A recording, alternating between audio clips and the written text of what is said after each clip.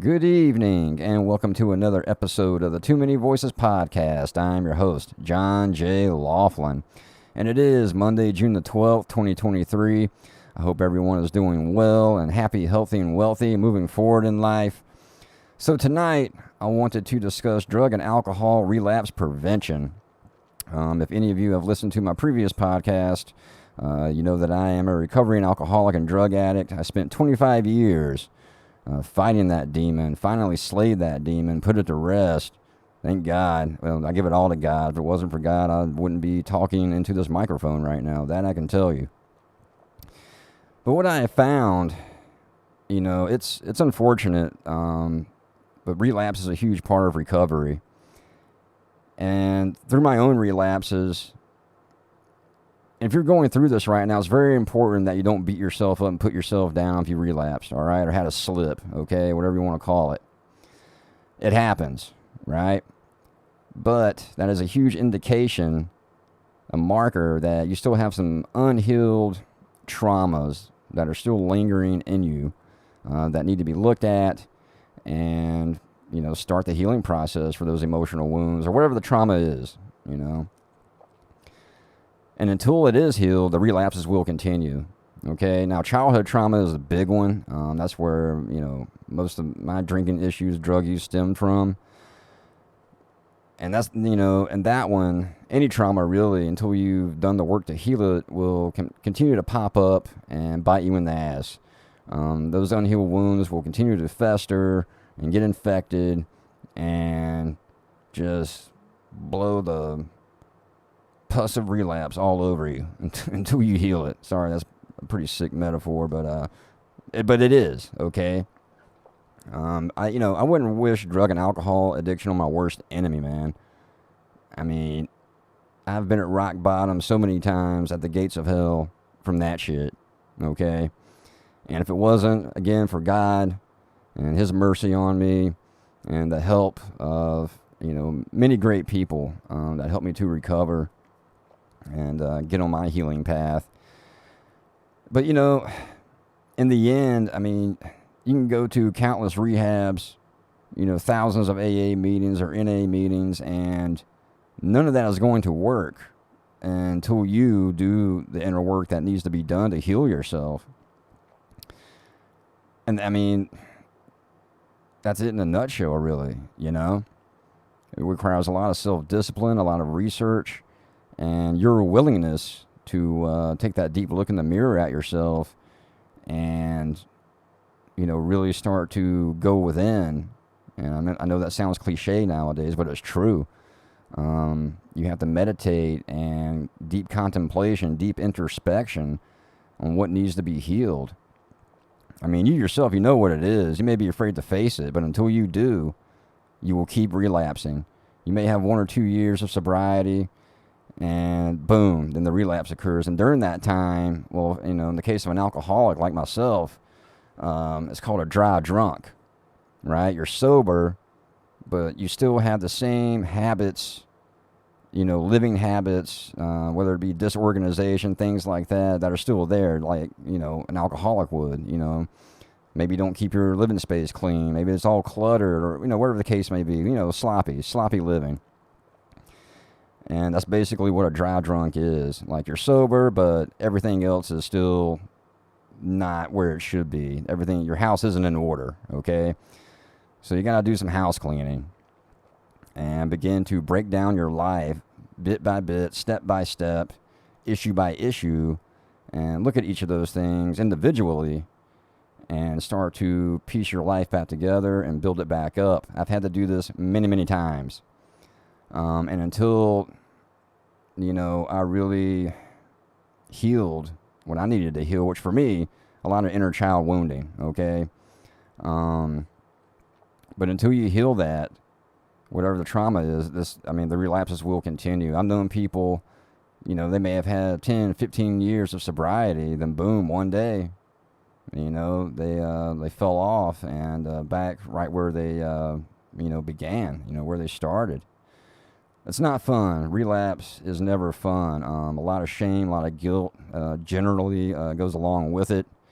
There were many times I couldn't even look myself in the mirror After relapsing. And my relapses, they always started off like, one or two beers, right? Like, a quote unquote normal person.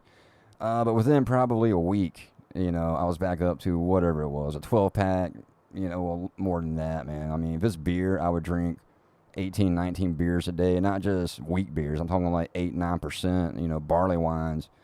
And then, of course, then the hard liquor would come in.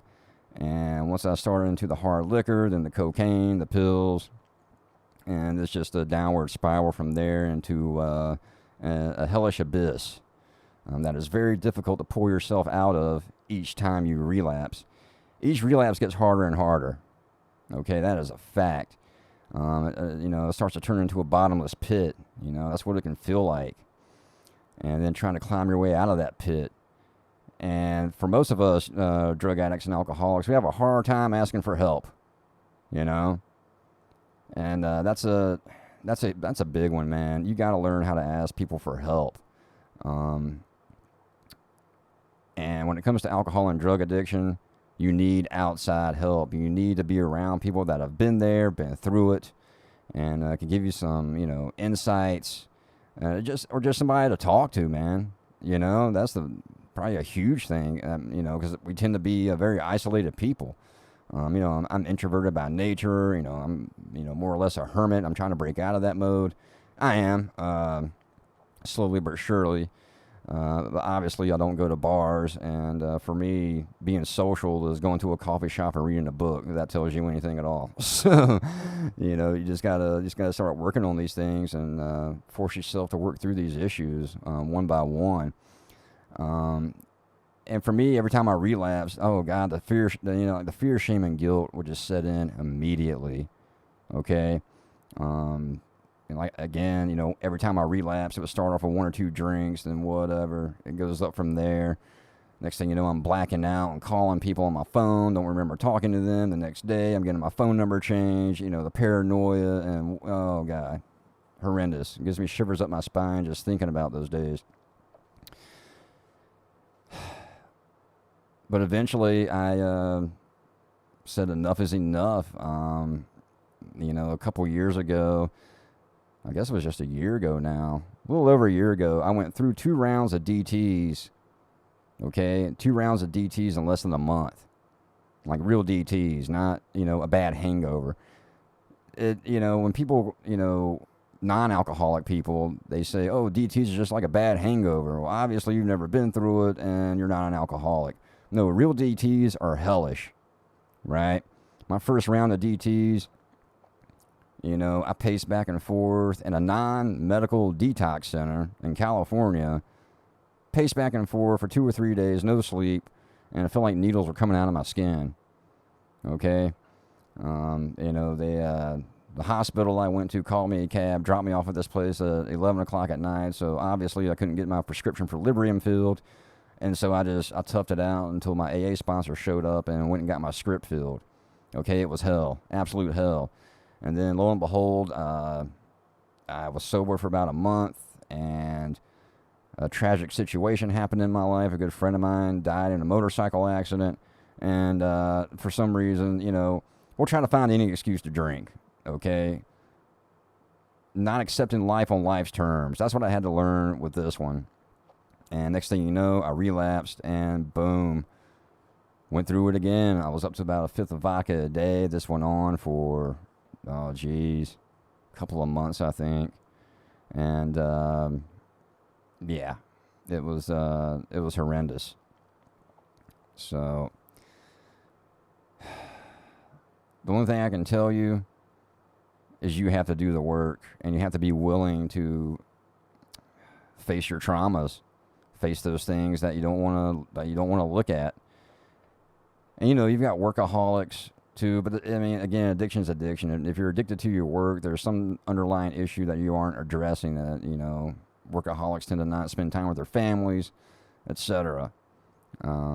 Push things off like fun activities. They won't do those. Just work. And I get that. It's good to be industrious.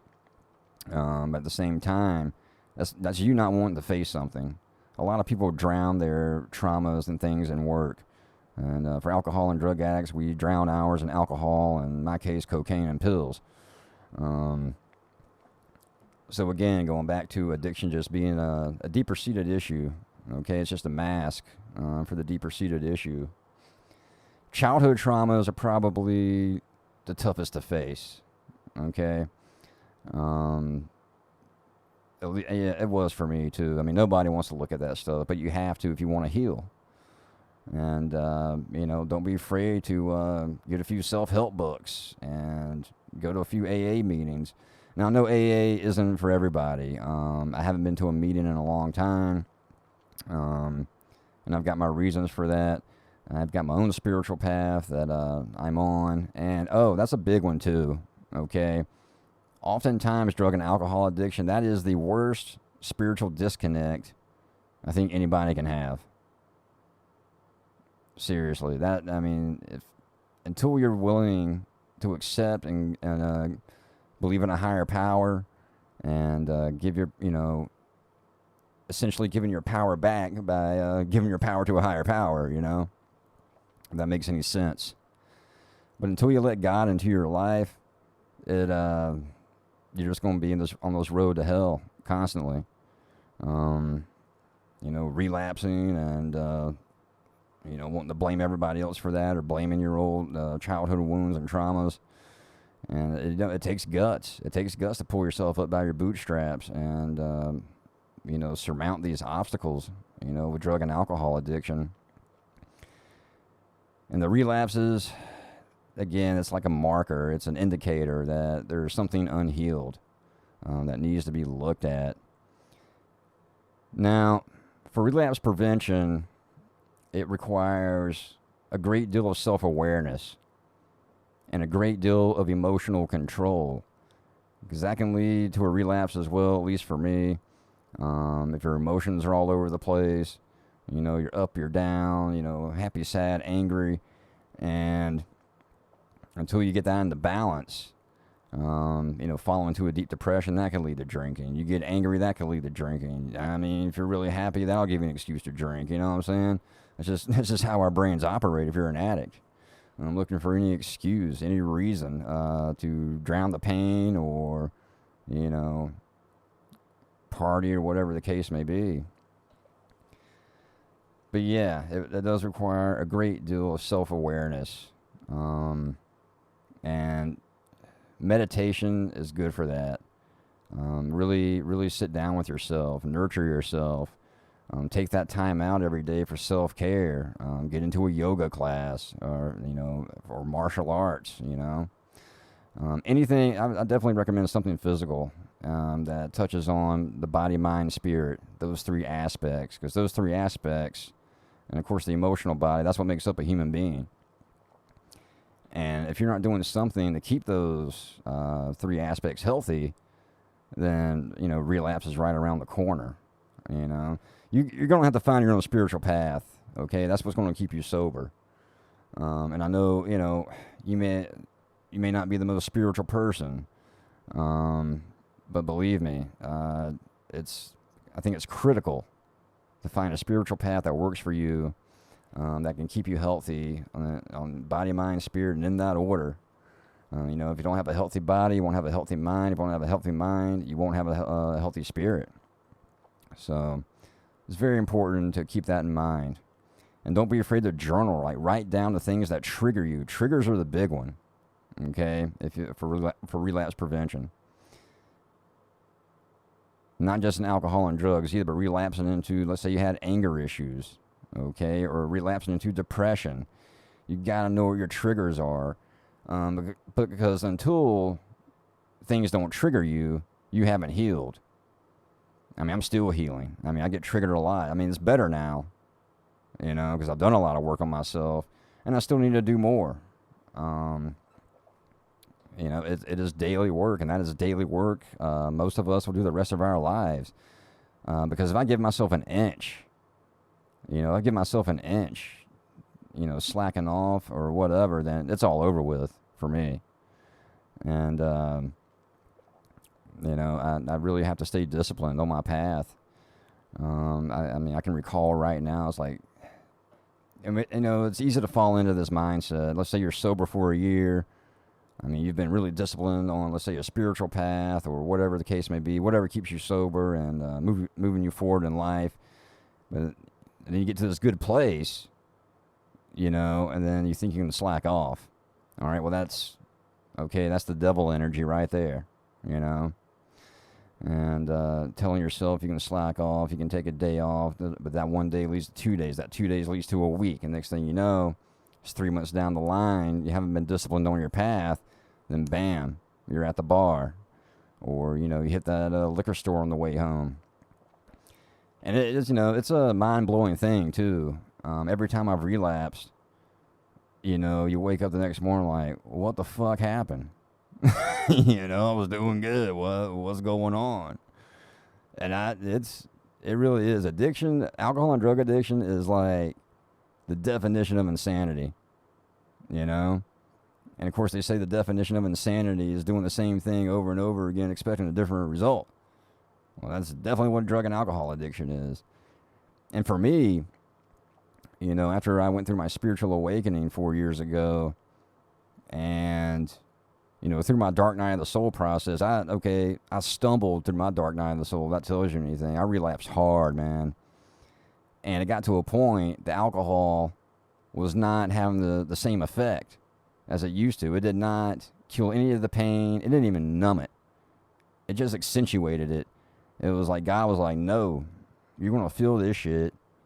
You're done, okay? You're done with this shit. We're going to be done with you if you're not done with this shit. So I really, at that point, that's when I really had to okay, I get to figure this out, or die. I mean that is your option if you're a drug addict or an alcoholic. Okay, that's your only option. You got two options: live or die. It's up to you.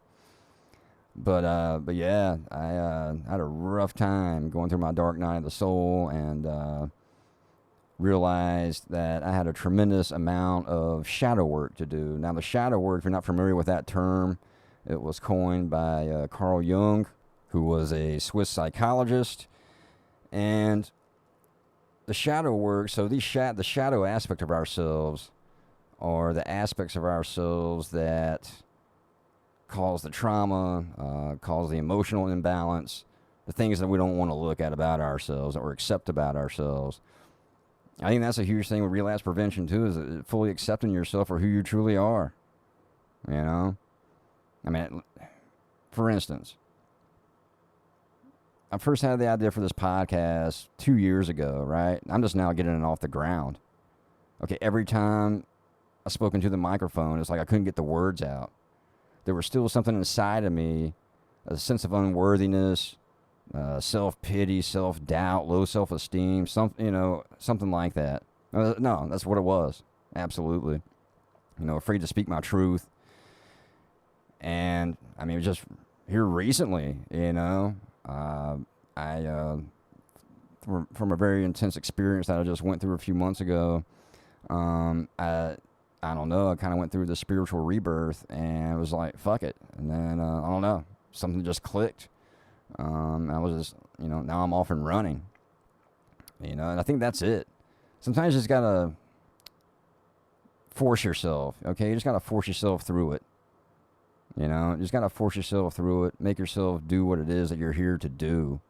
And for me, public speaking was definitely never my strong point. I wasn't really allowed to speak my truth growing up. If I did, I was reprimanded for it.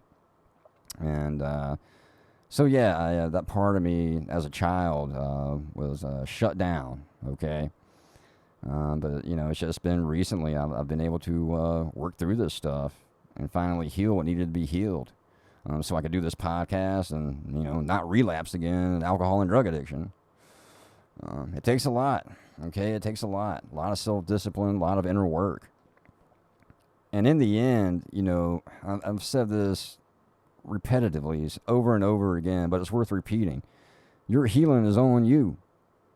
I've been in and out of I don't know how many rehabs. The thing with rehab, it's a vacuum. Okay, you're in there, you know, everybody's sober and whatever, laughing, and, you know, yeah, it's great. But then you got to go back out in the world, and if you don't have a good, solid plan for when you go back out in the world, relapse is right around the corner. Okay, I've known people that have gone on to rehab. As soon as they get out, boom, relapse. I did it. You know, I remember, shit, where was I? I was in New York. I was getting sober up there in New York City. I stayed with a friend of mine. He's big into AA, and let me stay with him. Got sobered up. I was there for like a month and a half. And at the time, I was living in Mexico. As soon as I got back to Mexico, man, I mean, as soon as I got off the plane, I was in a bar. You know, just what the fuck, you know? That's all you can say. But again, it's just because I didn't do any healing. You know, I wasn't doing the inner work. I was focused on things outside of me. You know, whatever. I was training every day with my buddy and whatever, walking around New York and just not focusing on the primary goal, which was my inner healing. Okay? And I'm 44 years old. And I'm here to tell you, if you don't heal these things, especially from childhood, yeah, it's just going to follow you for the rest of your life. You know, I brushed it under the carpet for so many years, and then I relapsed because of that. You know, every time I would get sober, a few months maybe sober, relapse. I remember one time I had 2 years under my belt, right? Relapse. Because I never healed what needed to be healed, and until recently, you know. And I've still got more healing work to do. We all do. And for me, it's working on my triggers, like what triggers me. And it's less and less now. I'm proud to say and happy to say that I'm pretty balanced now. I didn't used to be at all. My emotions used to be way out of control, especially where anger was concerned. I had a lot of rage issues, and finally got that under my belt. But it all goes back to being on a very well-disciplined spiritual path. I mean, for me, I mean, it is. I mean, my spiritual path, God is everything in my life, and that takes a lot of discipline too, especially when things kind of get stuck and stagnant in your life. You can start losing, you know, a little bit of faith in the universe. Why aren't things moving along? But you know, it's a process. You gotta trust the process. And I'm kind of in that situation right now with a couple of things in my life. You just gotta sit back, stay focused, keep pushing forward, and keep that faith in the universe, man. Keep your faith in God. I mean, things are going to work out. But during that time, when certain aspects of your life are on hold for whatever reason, that's the time to focus on your goals, focus on your life mission. And the more you do that, the less likely you are to relapse. And that was a big one for me, too. I mean, I was not the most goal-oriented person at all throughout my life. You know, my early years, you know, from my teens up through, my mid-30s. I mean, it was just, you know, growing weed and partying, man. You know? And I got married when I think I was like 29 or something like that. Completely blew that apart. Was not ready for that at all. Didn't understand the meaning of the word compromise. And, you know, of course, I relapsed during that. And, you know, so I was not, accepting life on life's terms. That's a big one to remember. And that's for everything in life. But especially if you're a recovering alcoholic and drug addict, things are going to happen. Tower moments, as they're called. You know, of course, getting married was definitely a tower moment for me. And just not prepared for it. Was nowhere near ready to take on that responsibility, okay, of being in a marriage. And as much as I wanted it, to have that in my life, was not prepared for it at all. And in fact, I never had any intentions of getting married or any of that, okay? And that was a result of what I went through during my parents' divorce. And, you know, that was the furthest thing from my mind, was relationships of that nature. But it happened, okay? Life happens. And, you know, again, was not prepared. Not one iota. And because of that, and, you know, being in a relationship like that, it triggered every single emotional wound I think I had. I mean, every one of them. I mean, everything that started coming to the surface, man. It was pretty nuts, actually, looking back on it. And one thing that helps, too, with relapse prevention, you have to look at everything from a higher perspective. Okay? Now, I believe that everything happens for a reason, because that's been my experience. Like right now, it's just a kind of a, I don't want to say it's not so much of a stagnant moment, just things are on hold right now in my life, like big things. And I've just got to sit back, trust the process, and keep pushing forward. And, focus. Focus is the big one. And you want to focus on the things that bring you joy in life. Focus on what you're truly passionate about. Focus on your goals. Focus on your family. Focus on your friends. And truly, truly focus on yourself. Okay? Focus on your self-care. Nurturing yourself. That is, and your healing. That's your primary focus. Okay? Focus on your healing. Focus on staying healthy. In body, mind, and spirit, and you're going to be okay. And that's definitely been difficult for me in the past, and still is sometimes, maybe just, because I'm a Pisces, and, we tend to overanalyze everything. I'm really trying to work through that right now for the few situations. You just got to let go. Let go, let God and the universe do their thing, and relinquish control. There's a lot of situations that are out of your control, but you focus on them anyway. And I've been going through that recently, focusing on something that's completely out of my control. But that's kind of the nature of what we've been taught as a society. You got to control every single aspect, even things that you absolutely have no control over. I watch so many people, they get up in arms about what's going on in the news. Well, that's out of your control. Vote on it next time. I don't know. But focusing on things that are out of your control is just a waste of time, waste of energy, mentally, physically, emotionally.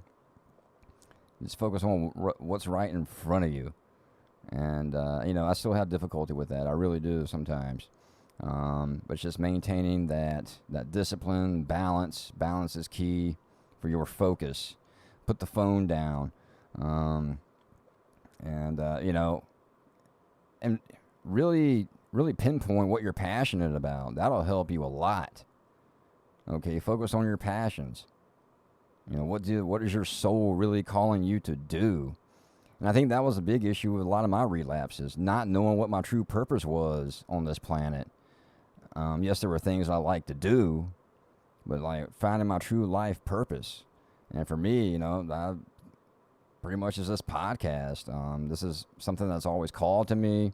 I have a lot of things that I'm passionate about, but I really enjoy doing this. I'm just trying to put out a good message, and hopefully it helps people, especially where this is concerned, man. Because drug and alcohol addiction is no fucking joke, man. Okay, it's killing people minute by minute. Day by day. And in our country, it's a big issue. This country's got one of the worst drug abuse problems in the world, if not the worst.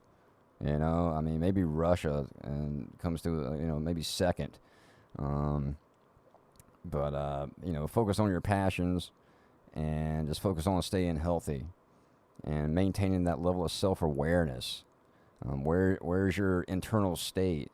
And it's important to do that. Like when things trigger you, like if you feel triggered to drink, there was an emotion involved, okay? And that's when you got to step back, take a deep breath, and okay, was I angry in that moment? Was there a wave of depression? Something. Okay, some type of emotion triggered that feeling to make you want to drink. But if you don't have that level of self-awareness, you're just giving to your emotions. Next thing you know, you're putting them down. And again, I'm just speaking from my experience. Like looking back on it, that's what happened to me. My emotions used to run my life. And so, Dr. Greg Braden, if you all are familiar with him, talks about heart-brain coherence. Dr. Joe Dispenza speaks a lot about this as well. And so, I always hear the term follow your heart. Well, yes, follow your heart, but then you need to go head above heart and, okay, what emotions were involved? Are you making a rash decision? What triggered this? What triggered that? And be able to discern what's causing your internal state at that time, especially if you're an alcoholic and you're triggered to drink.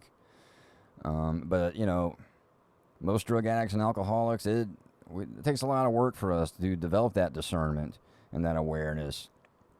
And it's really important to, when you feel triggered, and especially if you have that urge to drink or whatever it is, step back, take a deep breath, and just calm yourself down and analyze what is going on with your internal state. And again, this is where meditation can come in. Go get some exercise and, take it from there. So, these are just a few tools that I use. Definitely do your own research. Do what works for you. Same thing with your spiritual path. If you are on a spiritual path, I've said this before, you don't have to adhere to anyone else's dogmatic approach to your spiritual path or your path of sobriety. Okay?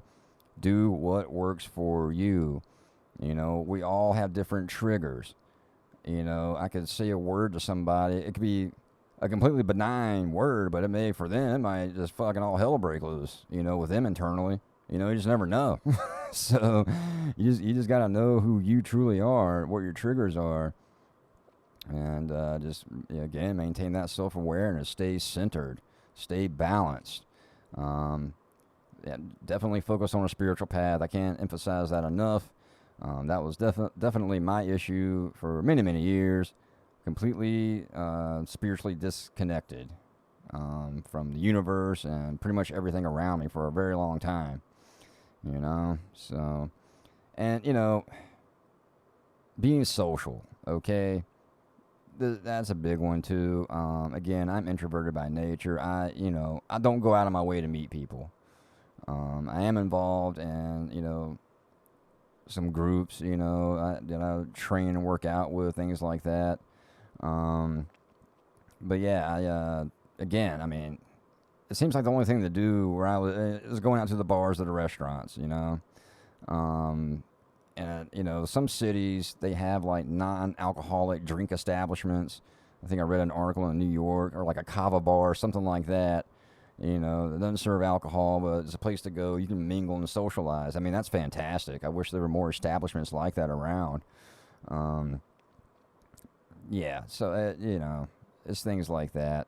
But, having social interactions, friends that you can count on, that's a very important aspect of being a human. And I think most of us, I know I do, I need to work on that for sure. I have to push myself to come out of hermit mode. But anyway, that's hopefully that's a few tools that I can offer you to help you with relapse prevention. But again, take it upon yourself to really, write it down. Just, take the time, journal it out, what your triggers are, what you're passionate about, and then focus on those things. And it's important not to get overwhelmed. For me, I love reading. Okay, I've got stacks of books. I have this incredible thirst for knowledge. And next thing you know, right now I'm looking at it, I'm like, what? I'm in the middle of 60 books. You know what I'm saying? And that can get overwhelming. So focus on one thing at a time. They say multitasking is a myth anyway. You can only focus on one thing at a time. So anyhow, all right, everybody, I'm going to end it here. Hope you all have a great night, and take care of yourselves, love each other, and let you know when the next one's up. All right, bye-bye.